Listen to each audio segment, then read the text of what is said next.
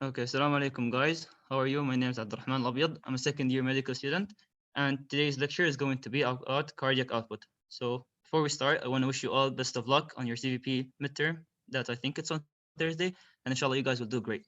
Okay, so this lecture is going to be an easy lecture, inshallah. I tried to summarize it and make it as simple as possible. If you have any questions throughout, just let me know at the end of each part, because I divided it into 3 parts because it's about like 3 different concepts. If you have any question, just let me know at the end, and inshallah I'll go over it again. And if I was going a little too fast, let me know and I'll try to slow down. Okay, so let's start. Basically, we're going to be talking about regulation of pressure in this first part of the lecture.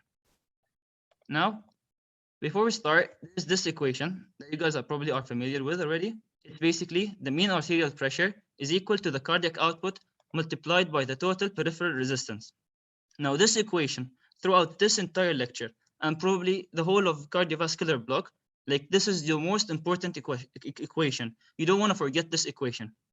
Basically, let me try to explain why this equation is the most important. Whenever you're thinking about any regulations in the cardiovascular system, try to refer to this equation. So let's take an example. You have an increase in the blood pressure, which would mostly be like associated with increased volume. If there is an increase in the volume, it's going to increase what? The cardiac output, right? So an increased cardiac output is going to increase the blood pressure in the body. Now the body would try to regulate a constant pressure. So how is it going to do that? Basically, it's going to decrease the resistance. Wait, let me open up a pen so I can draw it down for you guys. Okay, so if there was an increase in the cardiac output, what is going to happen is that the pressure of the body is going to increase. And in order to regulate a normal pressure in the body, the only way will be by decreasing the resistance, right? That way, we're going to be canceling out this increase in the blood pressure. Now, what are the factors that could cause an increase or a decrease in the cardiac output? Like, could be associated with increased activity of the heart, could be associated with increase in the volume, which will be like mostly what we're going to refer to in this lecture, or decreases in volume. And then how do we change the resistance?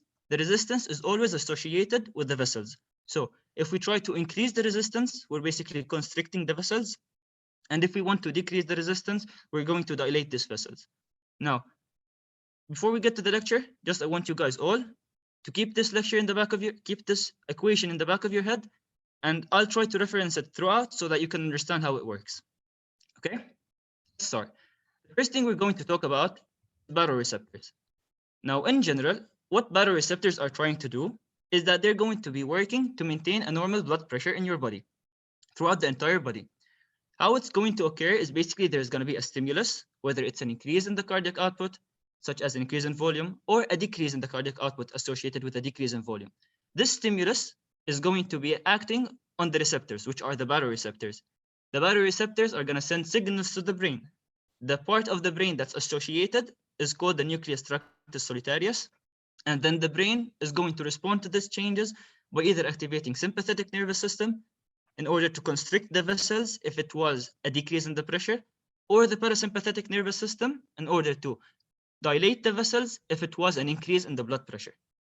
Okay, so this is going to be the response in order to restore the blood pressure.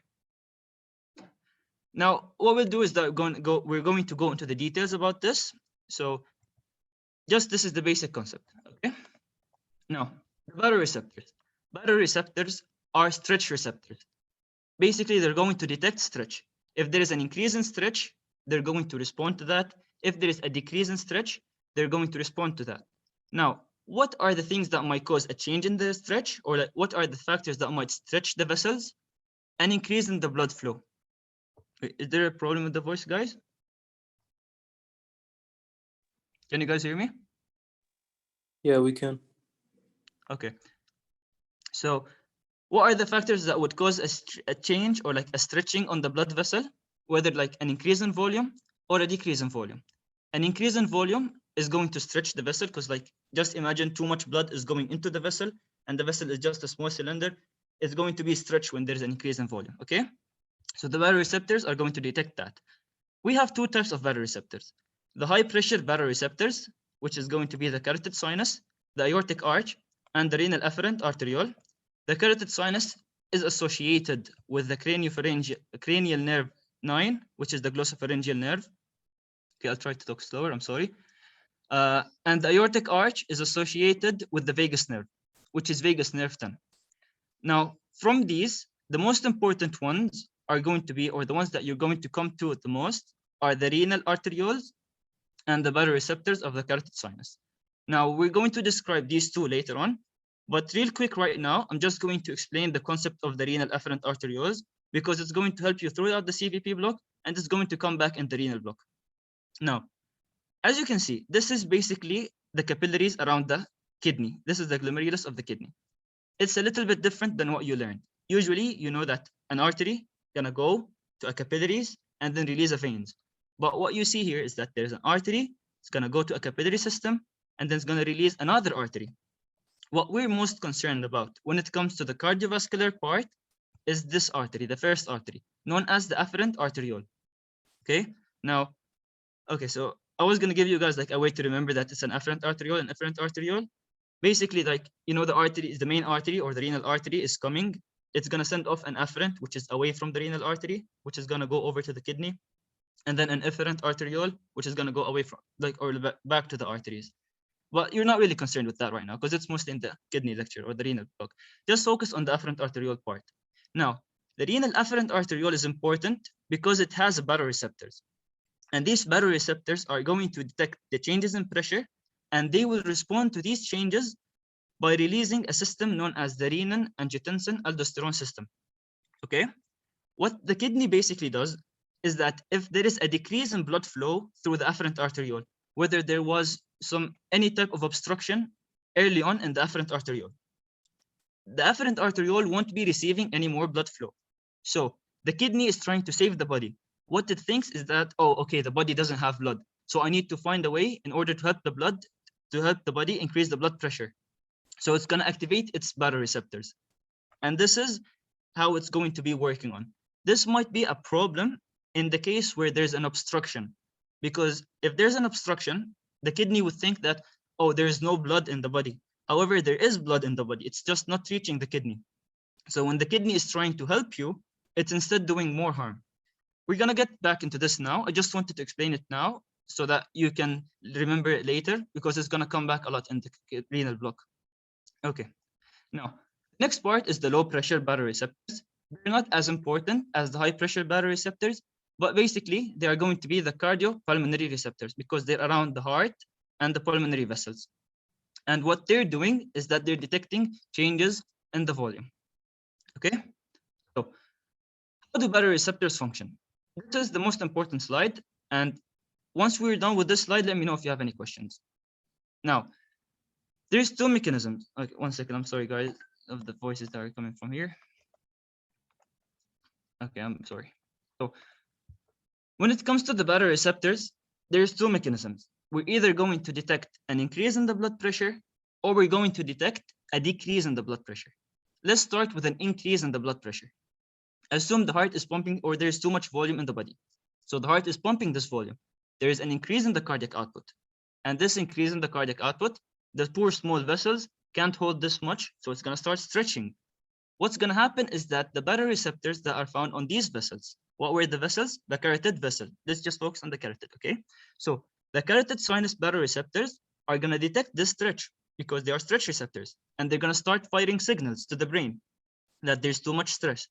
And then the brain is going to respond to that in order to save the vessel from the stress by activating the parasympathetic nervous system. And what does the parasympathetic nervous system do? It dilates.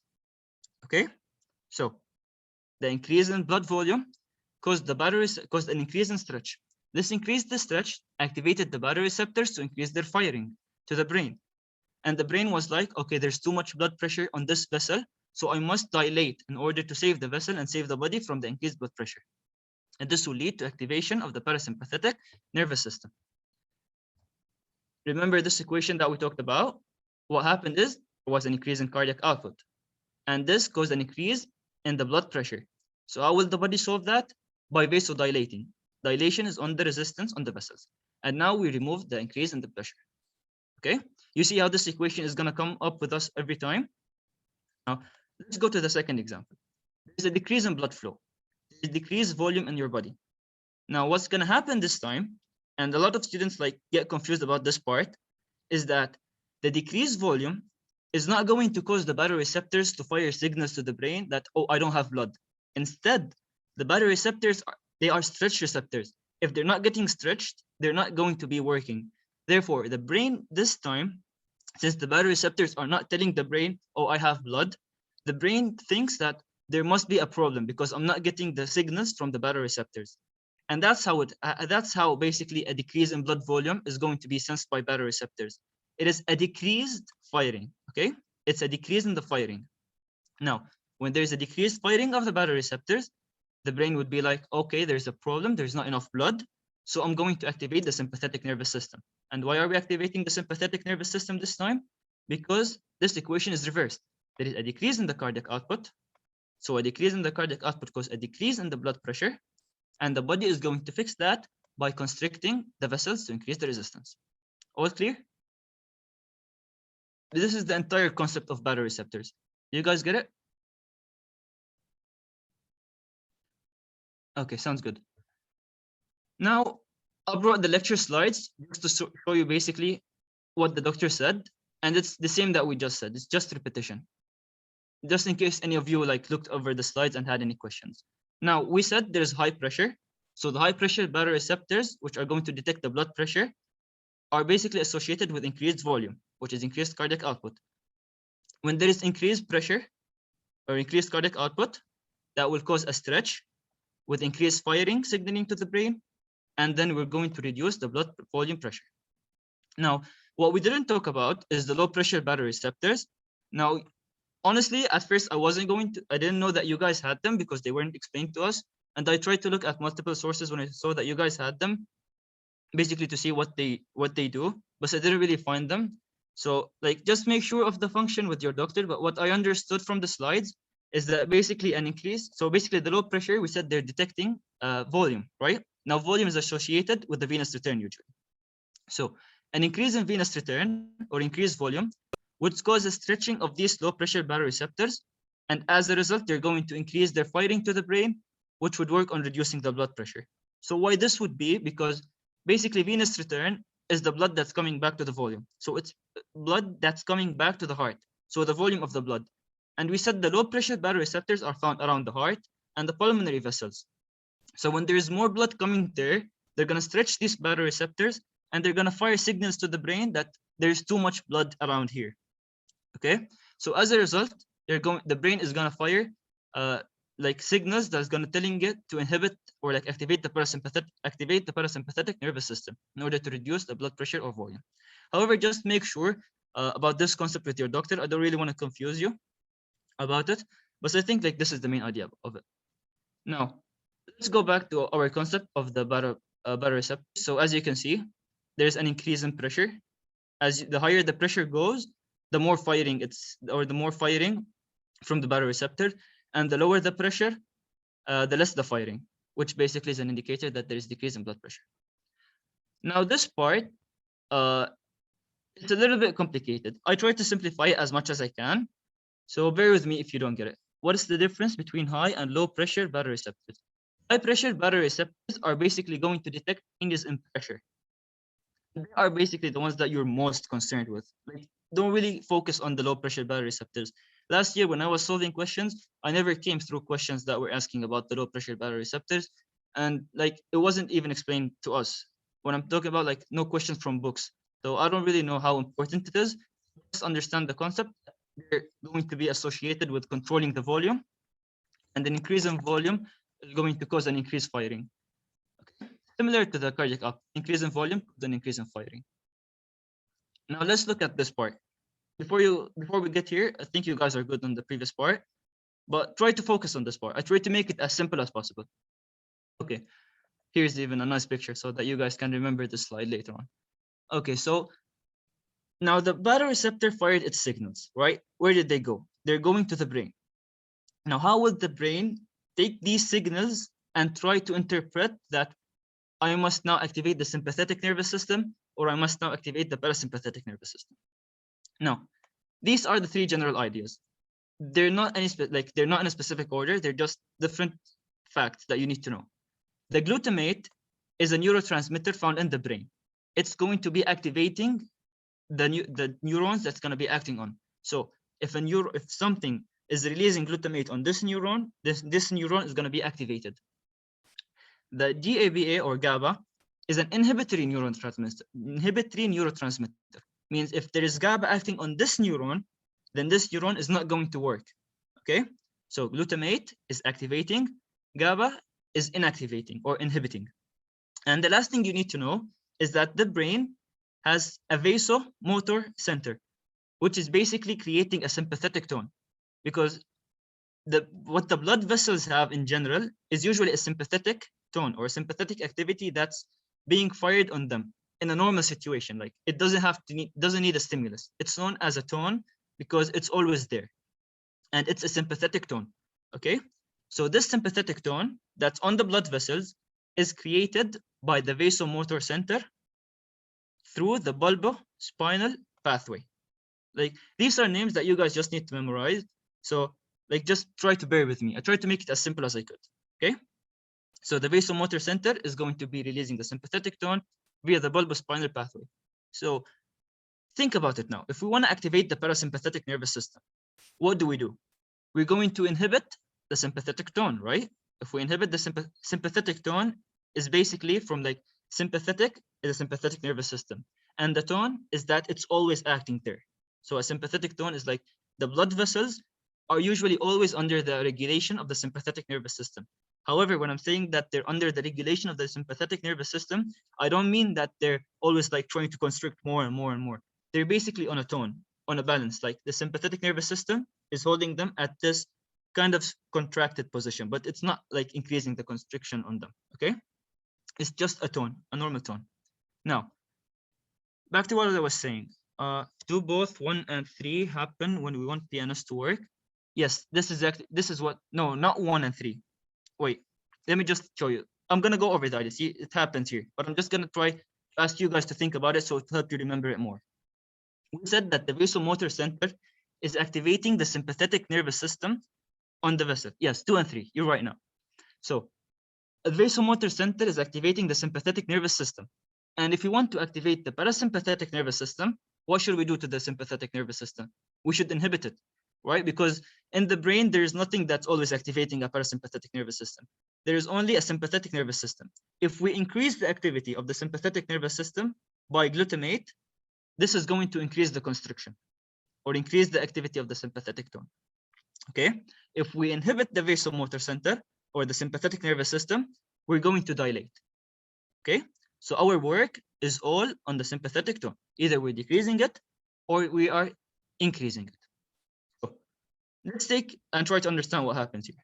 So 1, 2, and 3 effect. Okay, wait, I'm gonna repeat it. Just let me show you this part, and if you don't understand it, I'm gonna repeat it because it basically puts it into words better rather than just me saying it, so you can see what's happening. Okay, now there is an increased stretch on the receptor. Basically, we're assuming there is increased cardiac output and that there is an increase in the blood pressure. Okay, who's gonna detect that? The stretch receptors or the baroreceptors. The baroreceptors are gonna start firing their afferent signals, afferent or OA, their afferent signals to the brain. Now, we want to activate the parasympathetic nervous system because there's too much blood that's found in the vessel. What are we going to do is that these baroreceptors or the afferent fibers are going to go over to the nucleus tractus solitarius, NTS, and they want to activate it. Whenever you see activate, we're talking about glutamate. So we want to activate the nucleus tractus solitarius. We're activating it by glutamate.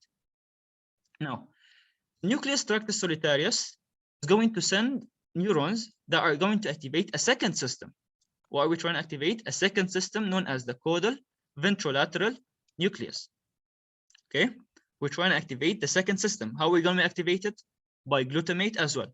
Okay, so baroreceptors, nucleus tractus solitarius activation by glutamate, activating the caudal ventrolateral nucleus also by glutamate. Now the caudal ventrolateral nucleus this time, it is the one that's going to be directly communicating with the bulbospinal pathway of the vasomotor center. What is going to do is that we're trying to remove the sympathetic activity. We're trying to activate the parasympathetic activity so that we can dilate the vessel. So it's going to inhibit it. We're trying to inhibit this. I can't type. I can't draw. I'm on my mouse pad. I'm sorry. So it's trying to inhibit it. And what is the inhibition done by? GABA. Okay. So if there is no more sympathetic activity now, what's gonna happen? Okay, just ignore this part for a second. If there's no more activity, what's gonna happen is that we're going to activate the vagus nerve of the parasympathetic nervous system, which is going to cause vasodilation and an increase in the heart activity. Okay, ignore this part for a second. Do you have any question about this mechanism that we just said? Or is it clear now? I'm gonna go over it again quickly this time. So there is an increase in blood pressure around the vessels. Now the body is trying to decrease the blood pressure in order to maintain it. Remember the previous equation? Mean arterial pressure is equal to cardiac output multiplied by the resistance. There is an increase in the cardiac output. So we're trying to, there's an increase in cardiac output. So we're going to decrease the resistance so that we can maintain a normal pressure. How are we going to decrease the resistance? Basically, there is the baroreceptors around the blood vessels that we just explained. They're going to send their firing signals that will go over to the brain. They need to activate a cascade or like a pathway in the brain. They must activate this pathway so that it can inhibit the sympathetic activity. How do we activate this pathway? Using an excitatory neurotransmitter. What is the excitatory neurotransmitter? Glutamate. Okay. So in order to activate it, the signals are going to go over to the nucleus tractus solitarius, which is the first step. Okay. The nucleus tractus solitarius, which is the first step. And then once it's on the nucleus tractus solitarius, the nucleus tractus solitarius is going to activate a caudal ventrolateral nucleus. And this caudal ventrolateral nucleus is going to directly act on the vasomotor center in order to inhibit it. Okay. But doesn't baroreceptor firing mean there's a lot of volume? Wouldn't dilating it do the opposite? There is a lot of volume. And what does this volume do? There's a lot of volume mean there's too much blood pressure. So we want to reduce the blood pressure in the body. How are we going to reduce the blood pressure? Remember the equation, mean arterial pressure equal cardiac output times the resistance. I should have included it in this slide, but I didn't. So remember this equation is an increase in cardiac output. So we're going to decrease the resistance. Yes, thank you. And how do we do this? By activating the parasympathetic nervous system. So vasodilation, exactly. Okay.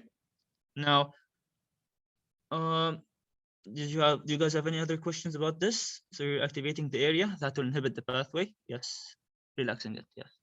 And again, if you also take same concept into a scenario where there is a decrease in the cardiac output, so there is decreased firing. If there is no firing from the baroreceptor this time, so forget about this firing. Therefore, we're not activating the nucleus tractus solitarius, which is not going to activate the caudal ventrolateral nucleus.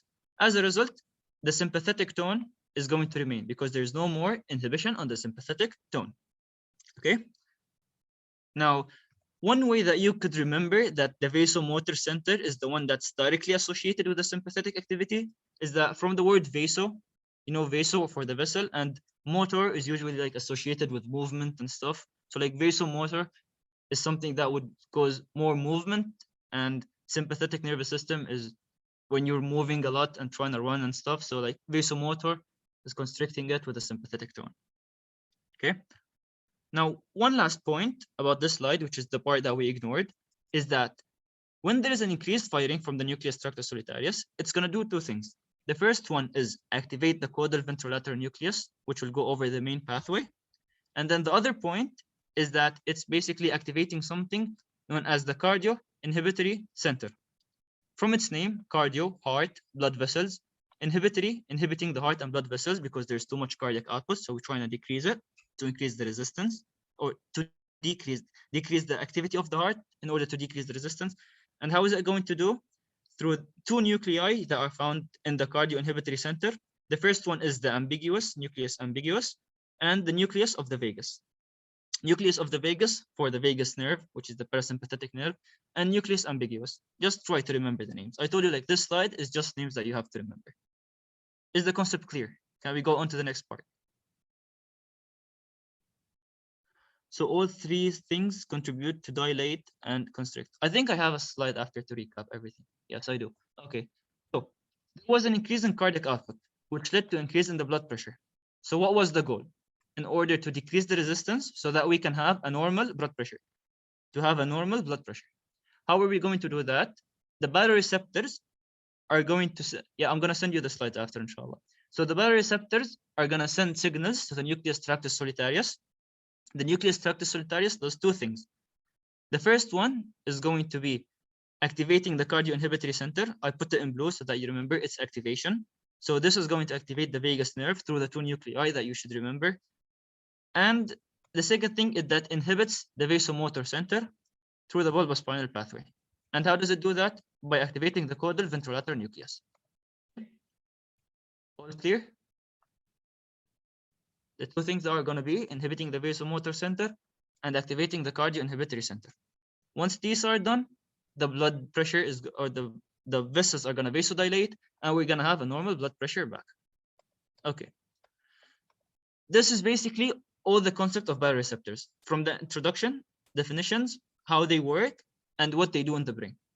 The next couple of slides, okay, this part is going to be a, okay, there's the next couple of slides are just going to be some small details about the baroreceptors concept. So if you understood the previous part, you're all good. So this, I brought this one from the slide. So if any of you was looking over at the slides of Dr. Simon, had any difficulties understanding it, so we try to go over them now. So there's an increase in the mean arterial blood pressure, okay? Immediately when you see anything like this, think of an increased cardiac output, and the goal is going to be to increase the resistance, okay? So our goal is decreasing the resistance, okay? So, I'm sorry about this line. The first thing we have is increased efferent activity in the bulbospinal pathway. Remember the bulbospinal pathway? Okay. So the bulbospinal pathway, what is it doing? It's activating the sympathetic tone.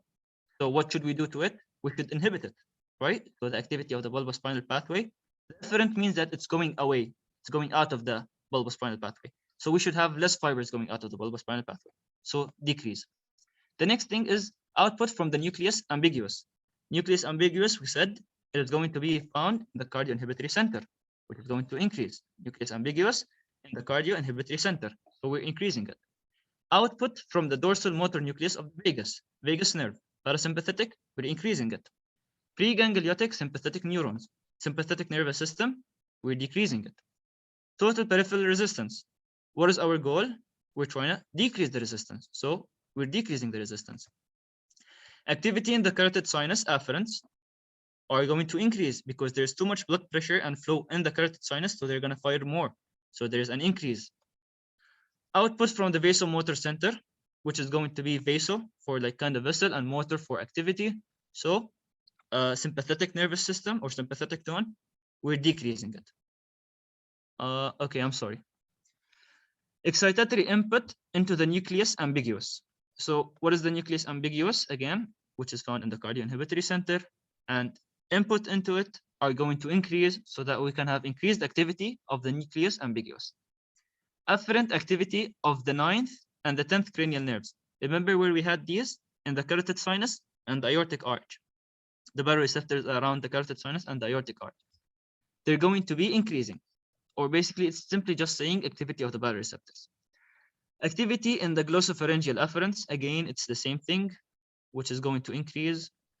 Vagal innervation, which is vagus nerve or the parasympathetic nervous system, it's going to increase.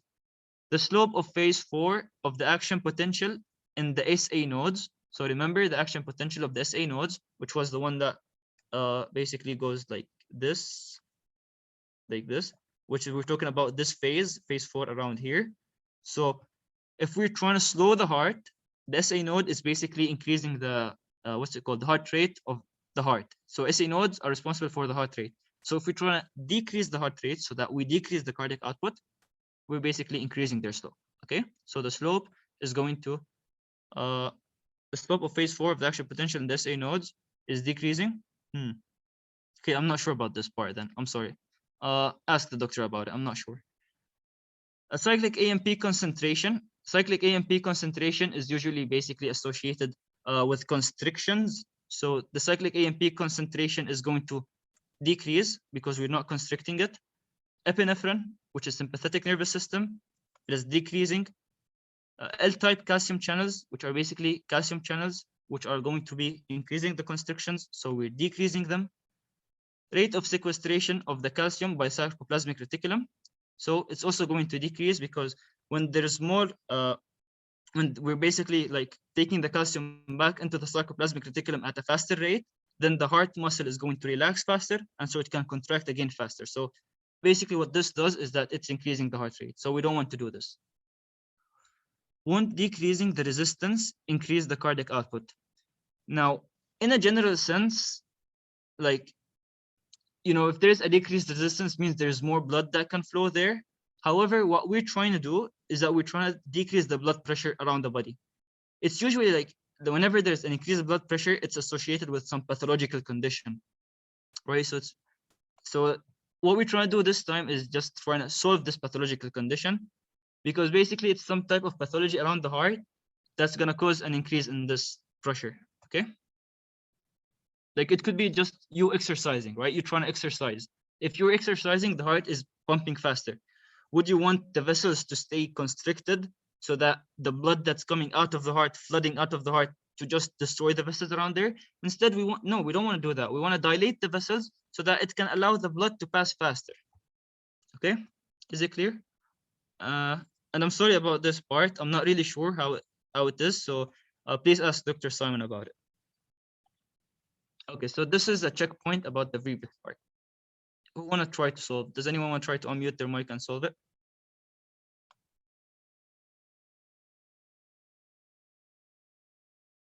I'm going to read the question. If you guys, or you can just type the answer in chat. A 20-year-old college student was brought to an urgent care clinic with a severe headache. Her friends reported that she drank several liters of water in the previous hour as part of a game to see who could drink the most without urinating. The physician suspected overhydration, also called water intoxication. As part of the body's compensatory reflex against elevated blood pressure from overhydration, the activity of which component of the baroreceptor reflex is most likely to be decreased in this patient? Okay, so what do you guys think? There is an increase in the cardiac output, so blood pressure.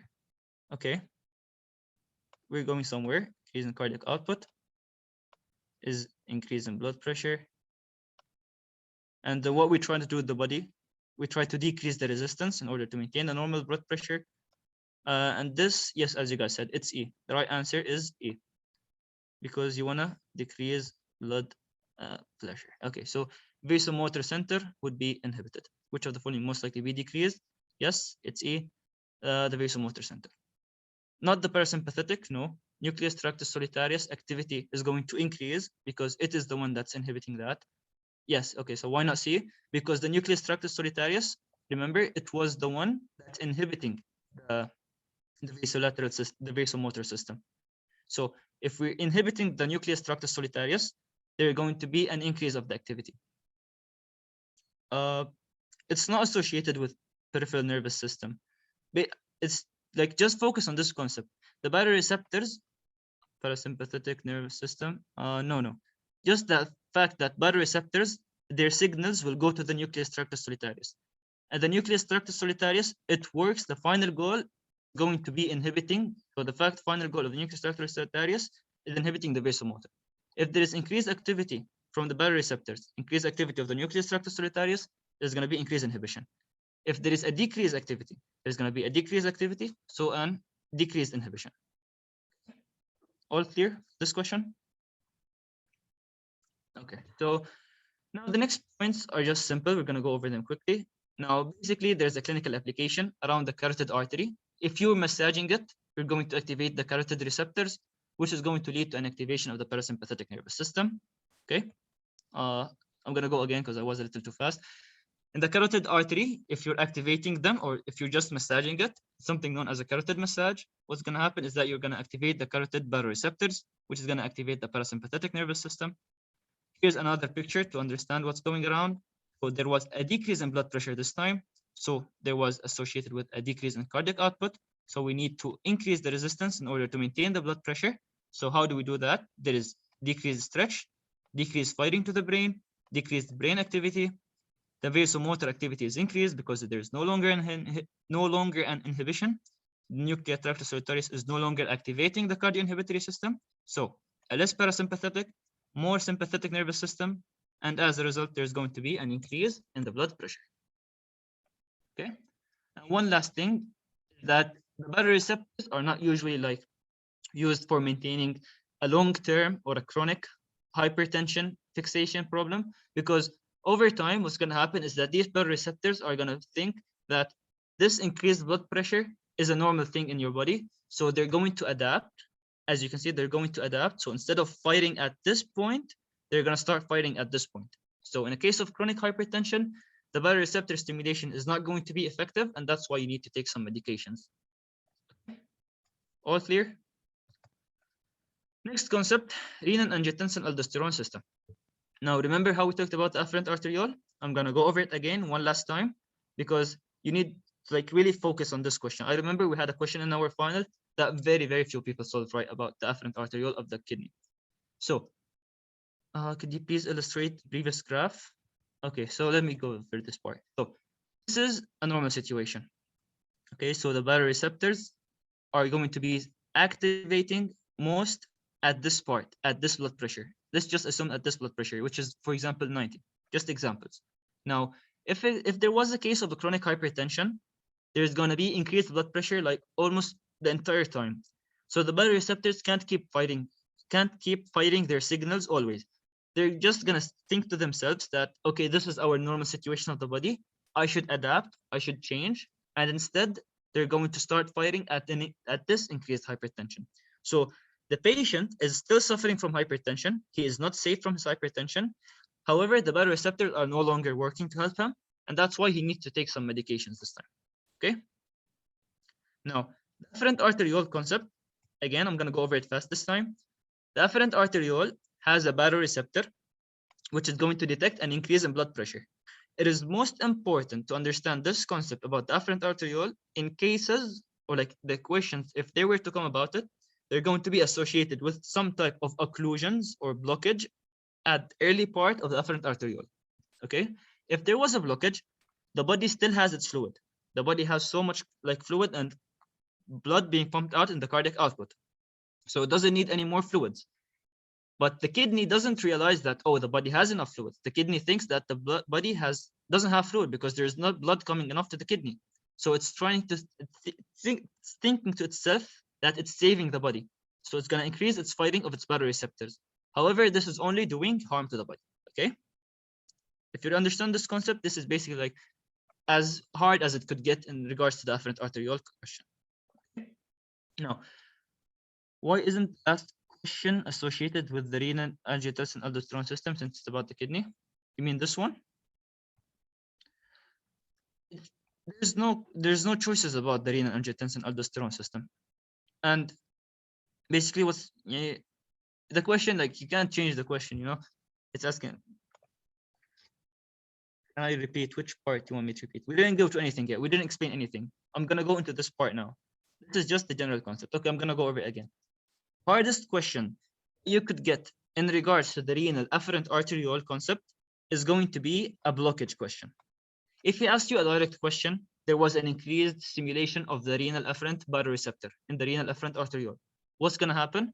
The kidney is going to increase its RAAS system, the renal angiotensin aldosterone system. Okay, this was a direct question. The hardest it could be, there was an occlusion in the renal artery. There was occlusion in the renal afferent arteriole. There was a type of blockage. There was a damage in the renal artery. There was damage in the renal afferent arteriole, because basically the renal artery comes first, and then it gives off the arterioles, which are the afferent arterioles. Okay, so any type of damage to the renal artery, renal afferent arteriole, is going to cause a decrease in blood flow to the kidney. Now, remember what we said? Decrease the blood flow. What does it do to the baroreceptors? Decreases their firing. So there is increased sympathetic activity. So the kidney to itself, it's thinking that it is saving the body, because the body doesn't have the body doesn't have enough blood, because there is not enough blood going to the kidney. So the kidney is trying to constrict the vessels in order to save the body. However, there is already enough blood around in the body. So what this does is that it will only cause harm to the body. Okay. And now we're going to talk about the renal angiotensin aldosterone system. All clear? If the resistance increases, the mean arterial pressure could also increase, right? Yes, if there was an increase in the resistance, the pressure would increase. And then that would be associated with changes. If you remember the equation, if there was any type of increase in the resistance, there would be increase in pressure. So we will decrease the cardiac output. Okay. Let me go over the renal angiotensin aldosterone system, and then I'm going to go back to your questions. Now, okay, so this is a simple system. Try to learn it. It's very easy. What happens is the kidney releases renal, which is a hormone. The liver releases angiotensinogen. Remember, where did you see the organ part? In the GIT, the pancreatic enzymes. This organ is just indicating like a zymogen. It's an inactive enzyme or inactive hormone. So we have the liver releasing angiotensinogen, the kidney releasing renin. Both of them will go to the blood. The organ part or the inactive part is going to be removed by the renin. So the renin activates angiotensinogen. We have angiotensin 1. In the blood, the lung has some type of receptors known as the ACE receptors. Okay, so the ACE receptors of the lung are going to activate angiotensin 1 into angiotensin 2. And we need to get our final product, the renin angiotensin 2 aldosterone system. So we have the renin, we're done with this part. And now we got our most important part, the angiotensin 2. Angiotensin 2 itself, what does it do? It causes vasoconstriction. Okay, why does it cause vasoconstriction? Remember, why did the kidney increase the renin release? Because there was an occlusion here, so there is not enough blood flowing. Or just like, let's forget about the occlusion. Let's just think that there's decreased blood flowing here, even in a physiological condition. It doesn't have to be pathological. So there was decreased blood flow. So it's firing in order to increase the blood flow. Okay, if there was a decreased blood flow, means there's most likely like a decrease in blood pressure due to a decreased cardiac output, or a decrease in resistance, or it could be both. So it's trying to remove this decrease. So it's going to focus on increasing the resistance, which is the vasoconstriction, and it's going to increase the cardiac output by increasing the water in the body. How does it increase the water or the volume? By releasing two hormones, or by like stimulating the release of two hormones, ADH from the brain and aldosterone. ADH is anti-diuretic hormone. What is diuretic? Urine. So diuretic, it is increasing urine. Anti-diuretic, against the urine. So anti-diuretic hormone is removing the urine, or like the kidney is excreting the urine. So anti-diuretic hormone is preventing the kidney from increasing the urine. So we have increase in the water or the volume. Aldosterone is going to cause increased sodium reabsorption in the kidney. You're going to learn later on in the renal block. Basically, the kidney in the glomerulus, it's going to go through a different pathway. Like in the kidney, there's going to be the arteries, the veins, and then there's a different ducts for the filtering of stuff so that you're going to excrete them in the urine. Whenever we're talking about reabsorption, is basically that you got the sodium and the water that's going to be found inside these ducts that are basically going to terminate in the urine. So if we don't want these stuff to terminate in the urine, we're going to reabsorb them into the blood. Okay, so the aldosterone is reabsorbing sodium. The ADH is reabsorbing water. And one last point is that when there is reabsorption of sodium, there's going to have an osmotic gradient, because sodium is basically like ions and stuff. There's going to be an osmotic gradient that will cause the water to be reabsorbed with the sodium in order to maintain the normal osmolarity of the body. Okay, so as a result, what did we get? There was an increase in the volume, and there was vasoconstriction in order to help save the body from what the kidney thinks is a decreased blood pressure situation. Okay, all clear? This is a summary again. I'll go over, and then you guys can ask me any questions. So there was low blood flow in the kidney. So the kidney assumes that the body has low blood pressure. What does it do? It releases renin. The liver releases angiotensinogen, which is inactive. How we're going to activate it? Basically, these two are going to create angiotensin 1. The ACE enzymes of the lungs are going to activate angiotensin 1 into angiotensin 2. And what this guy is doing is that basically it's going to constrict because there is a decrease in blood pressure. So how we're going to fix that? By increasing cardiac output. We're trying to increase the resistance as well, because you don't know like how severe this decrease in blood pressure is. So we're trying to increase the blood pressure this time. We're increasing cardiac output. We're increasing the resistance. We're increasing the ADH, which is going to be reabsorbing the water. We're increasing aldosterone, which is going to reabsorb the sodium. And so the water is going to follow back with the sodium. All clear? Can we go to the next part? You guys good? Okay, so can I repeat but slower? Okay, so I'm going to go over Okay, so what happens is, again, the kidney is releasing renin, the liver is releasing angiotensin. The renin and angiotensin are basically we need the renin angiotensinogen in order to activate angiotensin 2, because what's the name of the system? Renin angiotensin 2 aldosterone system. So the renin and the angiotensinogen released from the liver and the kidney are gonna work together to release angiotensin 2. Angiotensin 2 is focusing on increasing the blood pressure. And how does it do that? Because like this is the normal situation. The body came with a situation that there's a decreased blood pressure. So we're going to increase the blood pressure by constricting it, increasing the aldosterone, increasing ADH. What aldosterone does is that it will reabsorb the sodium. What ADH does is that it will reabsorb the water. The sodium is going to create an osmotic gradient that will cause water to also be reabsorbed into the body. Okay. Now, the next part of the lecture is basically going to talk about the local control for blood flow. What is the effect of 1 and 2? You mean this 1 and 2 here? Or this one? The vasoconstriction and the aldosterone one, you mean?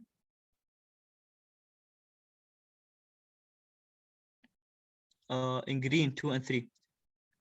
Okay, so when there is an increased ADH, there is going to be increased water retention. And when there is increased aldosterone, there is going to be increased sodium reabsorption. Just one point, then I'm going to go to your question. Increased sodium reabsorption doesn't necessarily help the body, except in the point that it creates an osmotic gradient that causes more water retention. Okay, so our main goal right here is causing more water retention. However, the sodium is just the fact that aldosterone acts by increasing the sodium reabsorption. Now, when there is increased water retention, what's going to happen is that we just increase the cardiac output, which is basically depending on the volume and the heart rate. And the vasoconstriction to increase the resistance, and that's how we maintain a normal pressure. The ACE is basically like an enzyme or receptor that's going to be found on the lung, like let's assume it's over here, and it's going to activate the angiotensinogen or the angiotensin 1 that is found in the blood. So they both increase. Yes, this is going to increase the water retention.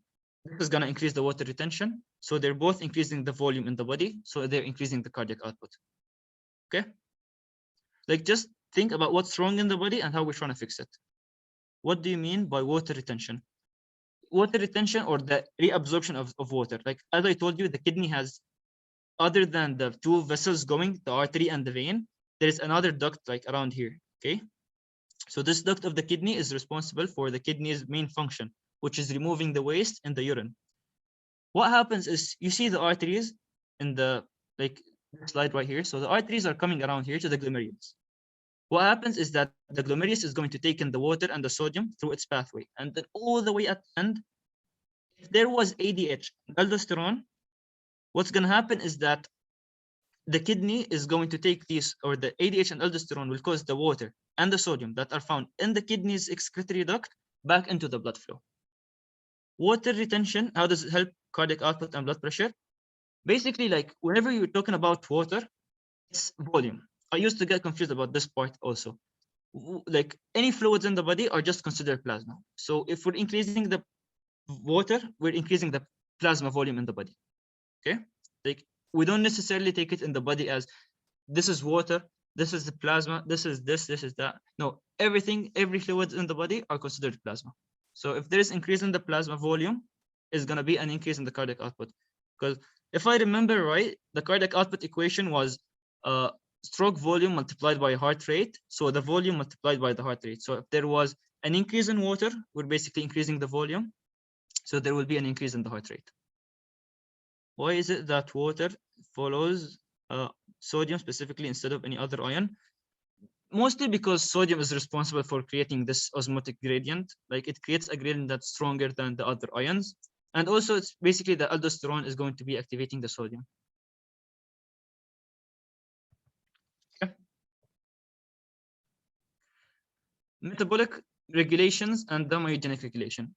Now, the previous part, just keep it in the back of your head. This second concept is not building on it, okay? Okay, just last question. But doesn't increasing the volume decrease the blood pressure? How an increase in the volume decreases the blood pressure since there's so much volume, so we don't need more? doesn't. If there is an increase in volume in general, if there is an increase in volume, there is an increase in cardiac output. Okay, and if there is an increase in cardiac output, what happens to the pressure? The pressure must go up, according to the equation, right? So if there's an increase in the cardiac output, the pressure must go up. Now, what you said in your question is that since there is so much volume, so we don't need more. That's, remember when I told you the hardest question you could get, the pathology where there's a blockage or like any obstruction in the renal flow. That's where your question comes from. If there was a blockage, then the kidney thinks that there is not enough blood because there is not blood flowing to the kidney. This part is cut off. So the kidney thinks there's not enough blood in the body. So it's trying to increase the volume in the body in order to save the body. That's what the kidney thinks it's doing. However, there is already enough volume in the body. That's why it's a pathological situation. This is the hardest question you could get in regards to that. Clear?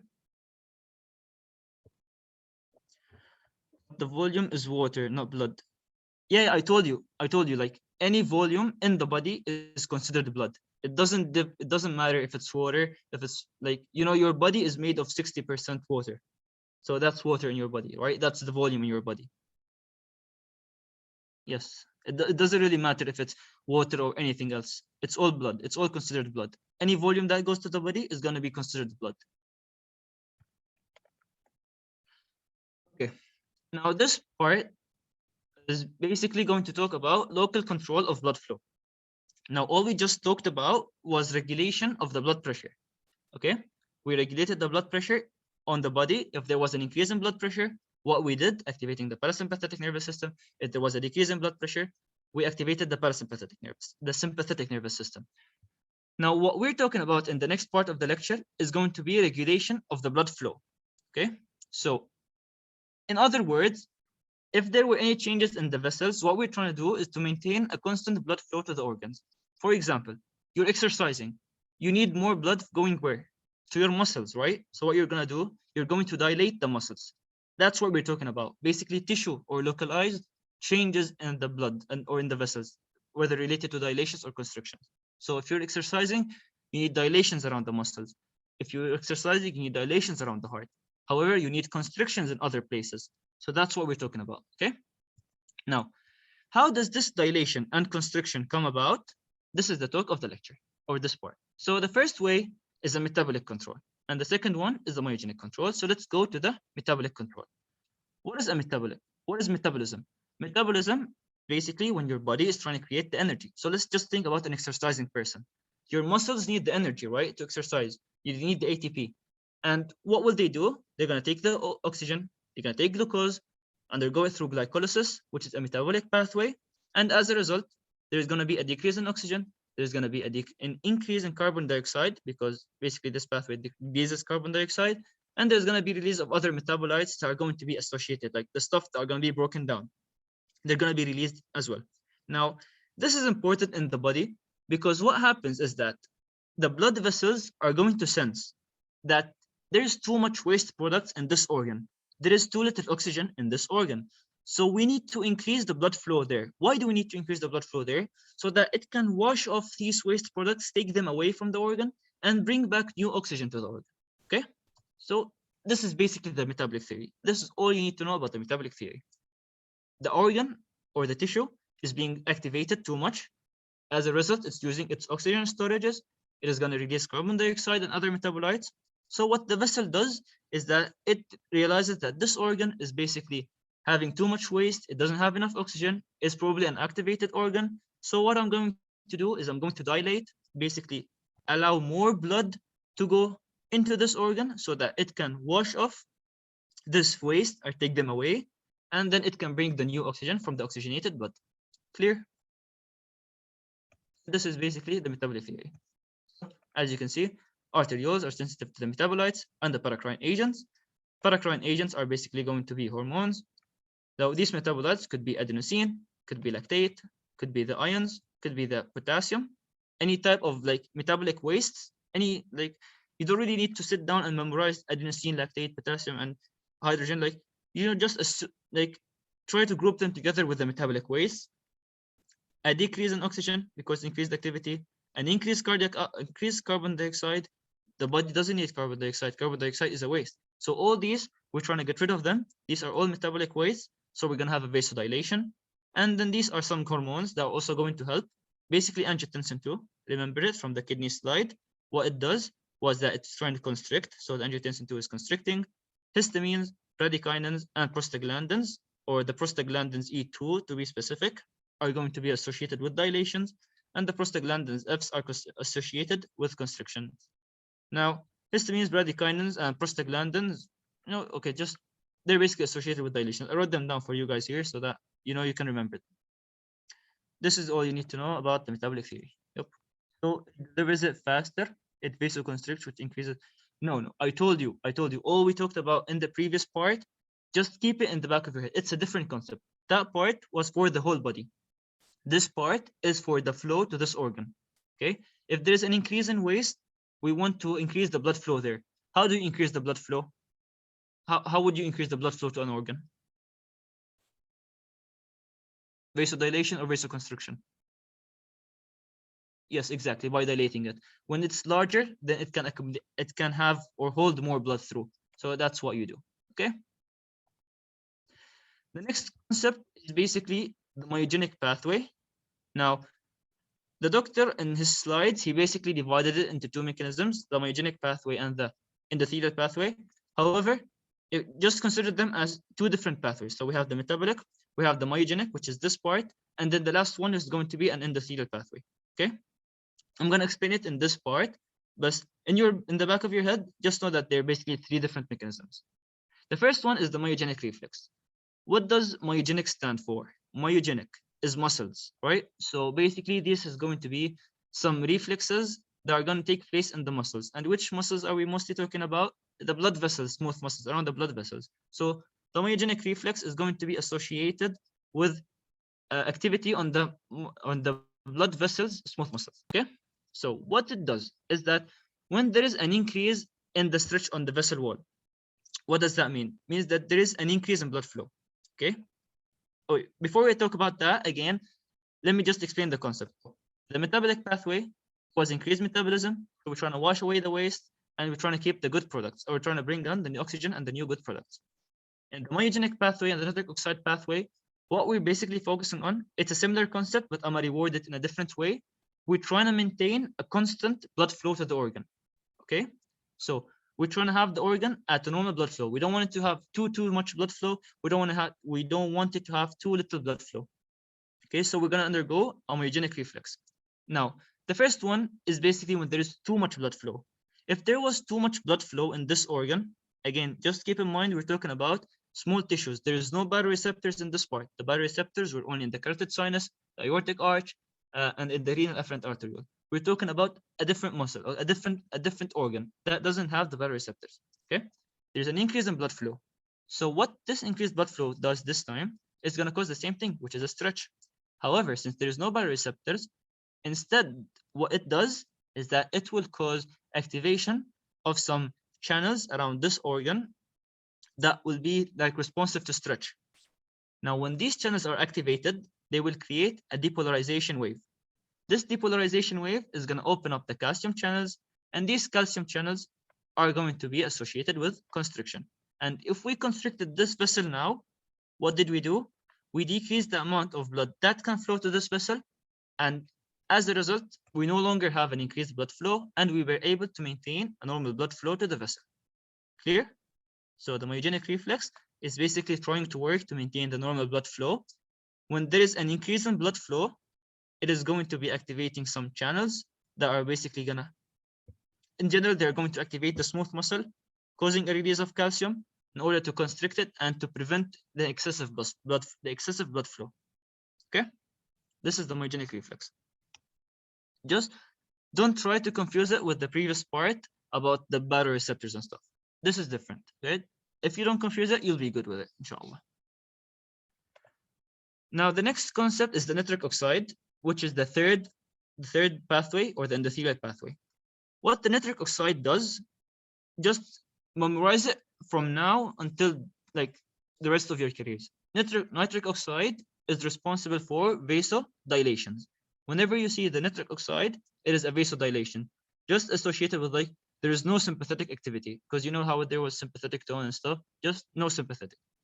No one likes sympathetic, so parasympathetic nervous system. Okay, so we're doing vasodilation.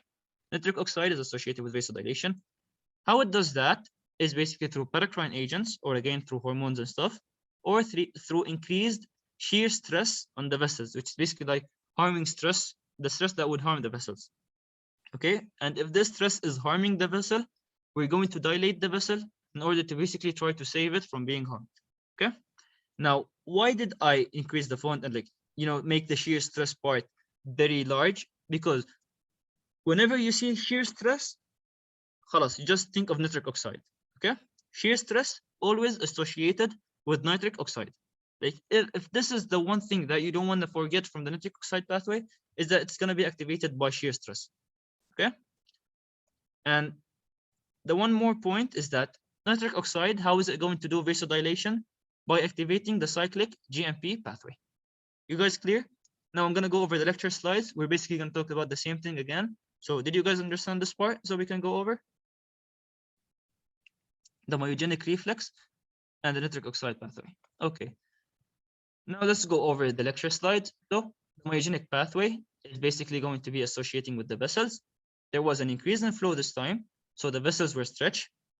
And this stretch of the vessel will activate some stretch-associated receptors. These are going to be the transit receptor potentials and the sodium channels, because if you remember from MSK, when sodium goes into these cells, it's going to create a depolarization wave.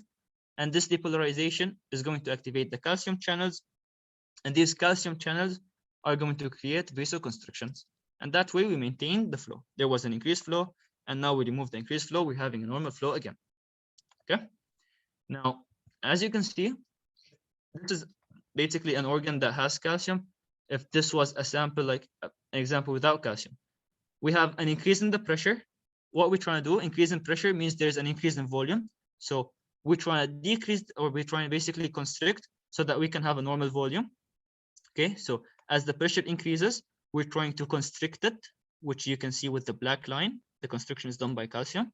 So that way, we're going to maintain a normal volume. Okay, there's no volume on this graph. It's just the pressure and the diameter, which is basically constriction. So an increase in the pressure will cause constriction, or the vessel is getting smaller. If there was no calcium, then the increase in blood flow to the vessel will cause the blood or the vessel to get larger and larger and larger, right? To accommodate for this blood flow. But this will cause an increase in blood flow to be maintained on this organ. And as we said, our main goal was having a normal blood flow. Okay, that's why we did the vasoconstriction pathway. And again, I just put this part here so that you don't confuse yourself, but we just mentioned it already. The next one is the nitric oxide pathway. The nitric oxide is going to be synthesized in the cell itself, or in the endothelium, which is the lining of the blood vessels. Remember, the third pathway was the endothelial pathway, because it is the endothelium itself that is going to synthesize the nitric oxide by arginine, which is basically like the amino acid that is going to use through the enzyme nitric oxide synthase in order to create nitric oxide. And the nitric oxide is going to activate the cyclic GMP, and this will cause vasodilation.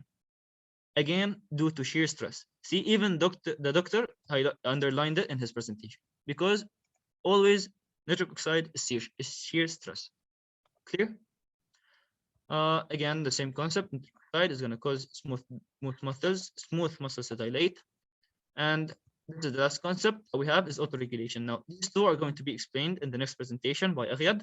So before I go to the autoregulation, do you guys have any questions, or all clear?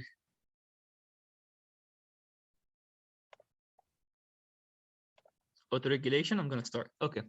Now, autoregulation is nothing new. It's basically the same concept. Remember how the previous slide, what we were putting is that there was here, this is the pressure, and this was the vessel diameter. Instead, we're basically going to associate it with the blood flow. Now, just one point before we get, we're going to say the same thing. Just this is basically some theory, or like just stuff that you need to know behind it.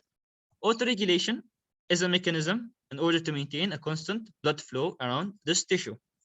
The tissues, or the organs, where this autoregulation occurs in most is the heart, the brain, and the kidney. Because let's take, for example, we said that there was an increase in blood pressure, or okay, or let's not say an increase. If there was a decrease, in the blood pressure around this organ, okay, so this organ is not receiving enough blood flowing through, and let's assume it was the heart. If there was a decrease in blood pressure around the heart and there's not enough blood flowing through, oh wait, okay, scratch that. I'm gonna give you guys another example. Let's assume that you're exercising. Okay, when you're exercising, remember what we said? There's going to be an increase in the cardiac output, an increase in the blood pressure and stuff. Okay, so this increase in cardiac output will cause the baroreceptors. I'm going to mention them slightly here just to show you why this part is different from the baroreceptors part. So an increase in cardiac output will cause the baroreceptors to increase their firing, and as a result, they will cause vasodilation around the body, right?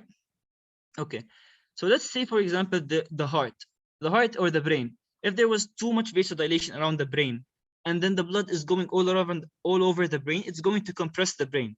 So if we went over with the baroreceptor concept everywhere in the body, and for example, we assumed in the brain there was vasodilation and too much blood pressure on the brain, then basically you're messing up your brain. That's why these organs, the heart, the brain, and the kidney, which are considered like the very vital organs, they're going to have this autoregulation mechanism that instead of doing the vasodilation, they would do the vasoconstriction through the myogenic theory in order to maintain a constant blood flow. Okay, so if you look at this graph, there was an increase in the blood pressure. Okay, an increase in blood pressure is usually associated with increased volume. Now, as a result, due to this increased blood pressure, at first, there was an increase in the blood flow to this organ. However, if it was an important organ, such as the brain, we don't want to keep this blood flow or this increase in blood flow. Instead, we want to lower it down so that we can constrict the vessels so that we're not harming the brain tissue. And that's why we have this autoregulation right here. This is basically all about autoregulation. Okay? It's trying to maintain a constant blood flow with different changes that are going to be occurring in the pressure. Basically, if there was an increase in the pressure, theoretically, your body is trying to dilate in order to reduce the total blood pressure on the body, and that will cause an increase in blood flow.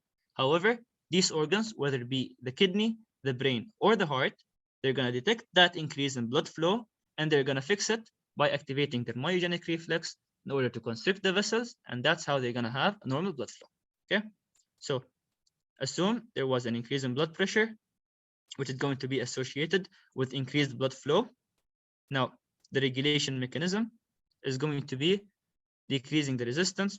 I think this graph is for the opposite concept, which is basically a decrease in blood pressure. Yeah, so this graph is the opposite concept. Okay, let's go over it then. So if what we've all mentioned was an increase in blood pressure, in this graph, there is a decrease in the blood pressure. So if there was a decrease in blood pressure, it's usually associated with a decrease in the blood flow, right? So if there was a decrease in the blood flow, at the same time, we don't want the heart to not get, or the brain to not get enough blood. So because if the brain didn't get enough blood because of the decreased flow, then you're gonna just pass out.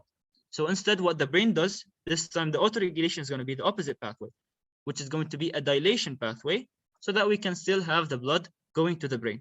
And just one last question I have for you guys: how did we say we caused the vasodilation? How did we decrease the resistance by vasodilation? There was a mechanism that we mentioned from the 3 ones. You guys should answer this question. How do we decrease the blood pressure? How do we dilate the vessels? Yes, nitric oxide, exactly. This is the point. Once you get this, this is all you need to know. Okay. Again, one last point. Around this pressure, there is an increase here in the body. There is an increase in the pressure this way. However, see, no matter how much we're increasing the pressure, there is a steady blood flow to the organ. But there are certain points, which is at 60 millimeters of mercury and 180 millimeters of mercury, above this point or under this point, the autoregulation mechanism fails. However, anything between them, we're having an autoregulation mechanism. So increase in, this is the last slide, we're done. An increase in the blood pressure will cause a reflex vasoconstriction, because we don't want to have an increase in blood flow to certain organs, such as the brain, the heart, and the kidney. And this vasoconstriction is done by the myogenic pathway, which is going to be associated with calcium. A decrease in the blood pressure means there is a decrease in flow, so we need to vasodilate it this time so that we can increase the blood flow to the organ, and this is done by the nitric oxide. gonna go over them one last time. I'm just gonna show you guys. I'm not gonna explain it, so you can remember. Nitric oxide is for dilation. The myogenic pathway is for constrictions. All clear? And then I just have a few questions for you guys. Is it all clear? Do you need me to repeat anything?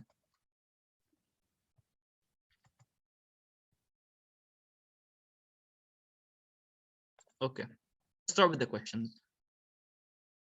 These are some simple questions. There's like maybe one or two a bit difficult, but like just main concept questions. So the mechanism of autoregulation limits increase in perfusion to which of the following tissue organs? Autoregulation, which organs? Yes, it's A, the kidney, the brain, the heart, the kidney. Okay, the next question. Stimulation of which of the following receptors will increase the smooth muscle tone, which is basically the muscle tone is usually associated with like how much the muscle is constricted. If we're increasing it, so we're increasing the constriction of the muscle. Okay. C, beta 1, beta 2, A.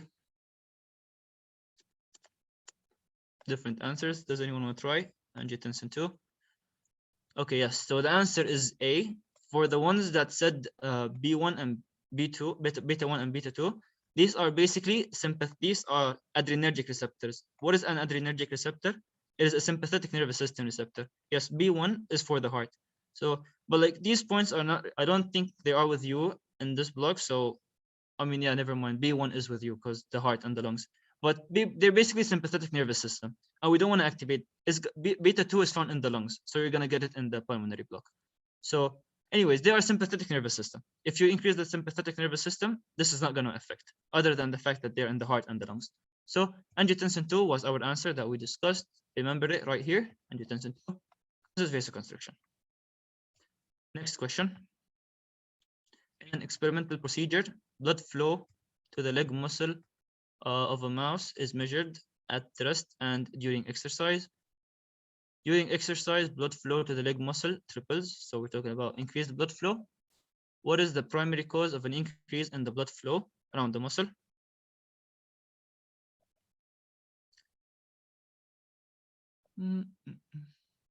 D. Yes, right, you guys are right. So the correct answer was again increased metabolite production because we're increasing the activity. Lactate. Was lactate an answer choice? Okay, so I assume you're just assuming that lactate is a metabolite. So in that case, yes. Lactate, carbon dioxide, these are all metabolites. Yeah, it is a metabolite. I just thought it was an answer choice that you were saying. Yeah, but all these are metabolites which will cause vasodilation. So yep, the answer is D. Okay. Next question is arterial pressure of an isolated perfused muscle is increased from 100 to 140 millimeter mercury. So we increased the pressure. Okay. So the blood flow was at 100, and then it became at 100. No, this is the pressure. Never mind. So the blood flow is at 5 milliliters, and it stayed at 5 milliliters. So the blood flow remained the same. Okay, so there was an increase in blood pressure, and the blood flow remained the same. What is the mechanism behind the maintenance of blood flow? So the maintenance of blood flow, despite large elevation, is due to an increase in which of the following? Okay.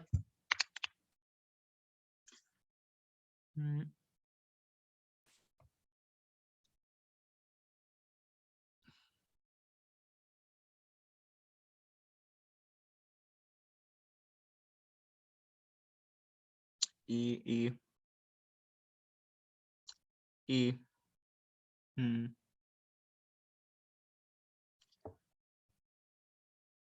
You guys are saying E, it could be C. Does anyone else want to try?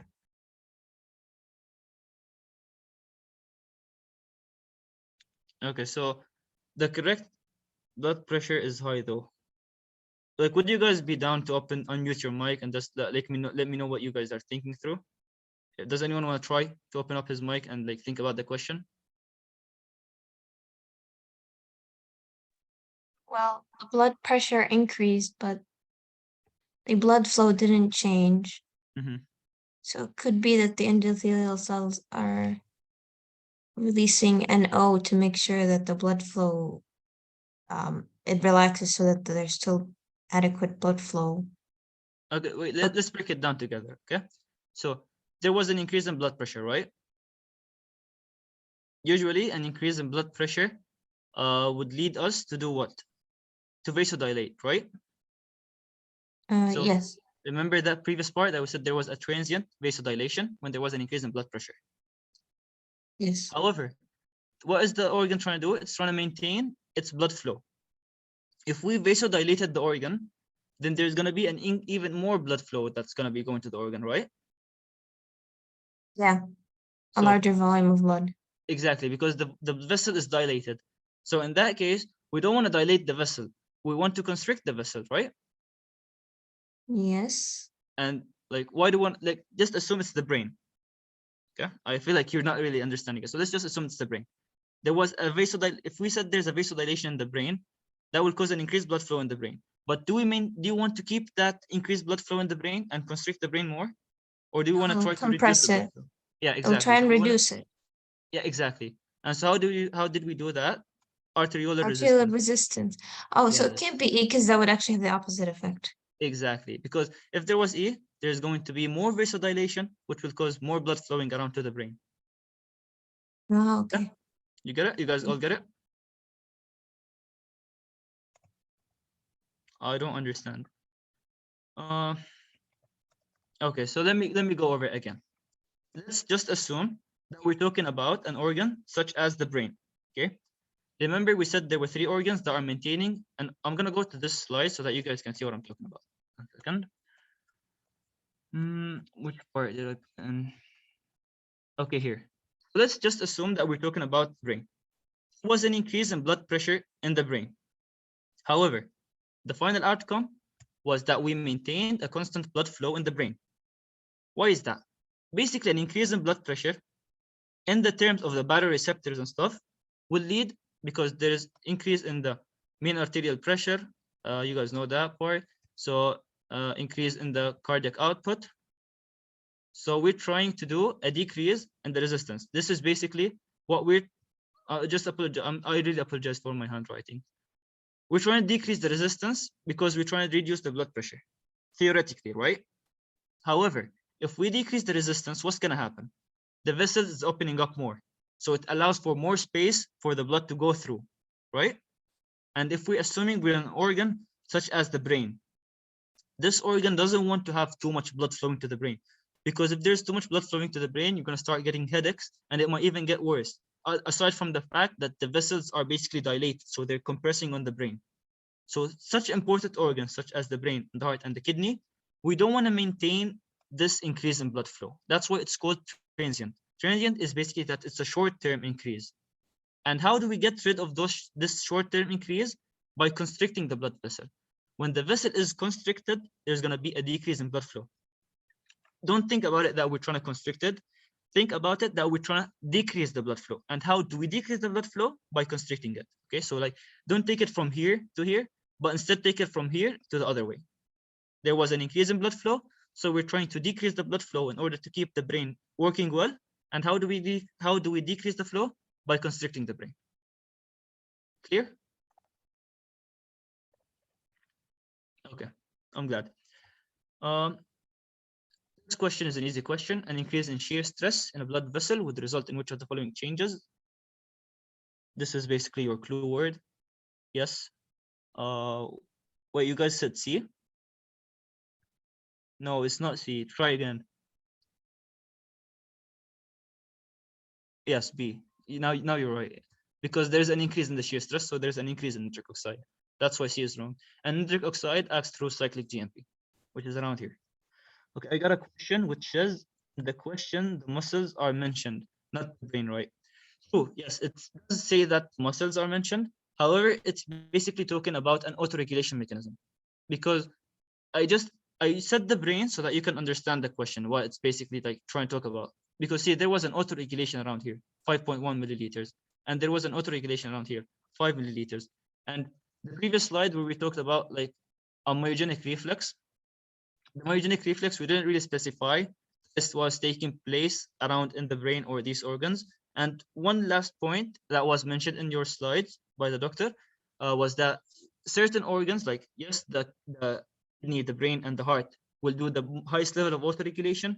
However, certain organs, like or the other organs, do an autoregulation, but it's like to a limited extent only. Okay, so there is autoregulation around in other organs, but it's just a limited extent. At the same time, like at the end of the day, don't really confuse yourself with the fact that it's a muscle or whatsoever. Just that it's basically the increase in the volume, or like the volume is remaining the same with an increase in blood pressure. And I wrote it around in this last slide here. Okay, so there was an increase in blood pressure. So we don't want to have an increase in flow by vasodilation. So we're going to be constricting it. This is basically like the final parts of the lecture. What you need to know: an increase in pressure will give you a vasoconstriction. This is if you're just trying to memorize it. Can I repeat last question? It's this question, right? So increase in shear stress. Remember how we told you shear stress is the key word that you want to always associate with nitric oxide. It's basically like stress that would harm the vessel. If we don't want to harm the vessel due to this stress, we're going to dilate the vessel, open it up more. And how do we open it? By nitric oxide. And nitric oxide acts through cyclic GMP. Yes, this part, cyclic GMP. This is the last question. And I hope you guys understood the lecture overall. So you guys try to solve it. A 30-year-old woman experiencing tachycardia. You guys know what tachycardia is, right? It's the fast heart rate. Begins to massage the carotid region of her neck, which quickly reduces her heart rate. Which of the following mechanisms is responsible for this phenomena? This is a baroreceptor question. If you understood the concept of the baroreceptors, you should be able to easily answer this question. So let me see you guys' answer in the chat, please. C.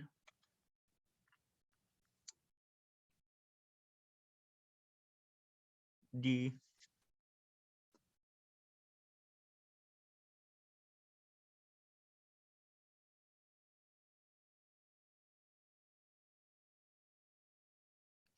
Okay, so yes, as most of you said, the correct answer is basically D, increased afferent firing. I'm gonna explain it one last time for the one person that said C, or like the others that might have also thought of a different answer. Basically, what we're talking about is a carotid massage. So we're basically activating the carotid baroreceptors. I think you guys all got this point. So we're activating the carotid baroreceptors. And if we're activating the carotid baroreceptors, what's happening is that there's, first of all, an increased firing from the baroreceptors, right? So basically, this is the direct answer, which is D. Now, C is an increased activity of the vasomotor center. It's basically later on in the pathway. If there was an increased activity to the nuclear tractus solitarius, it's going to cause an activation of the next pathway, which was going to be inhibiting the vasomotor center. So we're basically inhibiting. I thought they are asking why is there high heart rate? Okay, yes. So you guys get it. I'm glad. And basically this is it. Okay, do you guys have any other questions about the lecture? Is it all clear? Okay, I'm glad. Thank you guys for listening. I hope you guys learned something new. I hope the lecture was easy. And good luck with you all in the next lecture. And I'm sorry for taking a little too long.